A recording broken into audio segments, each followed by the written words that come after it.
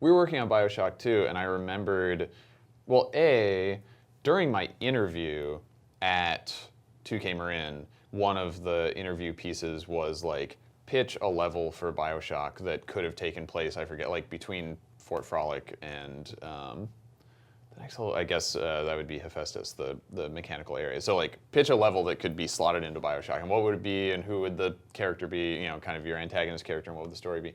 So I had pitched the computer core of Rapture as a thing with like a guy who was kind of splicing to become smarter and see all the possibilities with math and stuff. So that was my kind of like, this would be a cool idea pitch during my interview. And so I think that was kicking around where I was like, well, if we want to make some DLC, what part of Rapture could we make? I had an idea for that. I remember this.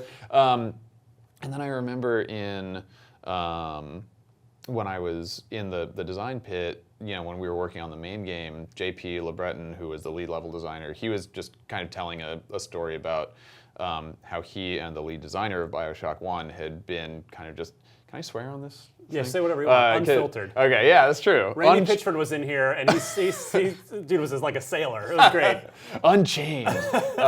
So they were bullshitting and saying like, wouldn't it be cool if, you know, with Rapture's advanced technology, if they had like created the original AI that sort of in the unspoken, like, you know, fan fiction had like led to the technology that ended up being like Shodan and System Shock 2. Like, wouldn't that be a cool idea or whatever? And so those two ideas, when the concept of, hey, we need to do story DLC after the main game came together, I was like, we should do the computer core of Rapture, and it can be about this kind of like steampunk AI that's created and kind of draw from those System Shock 2 ideas of like, spoilers, Shodan being able to like impersonate other people and kind of have multiple identities. And so, you know, I mean, kind of like, I guess the last thing that I threw out there, I was fortunate enough to be given the opportunity to lead the DLC by Zach McClendon, who was the lead designer of BioShock 2.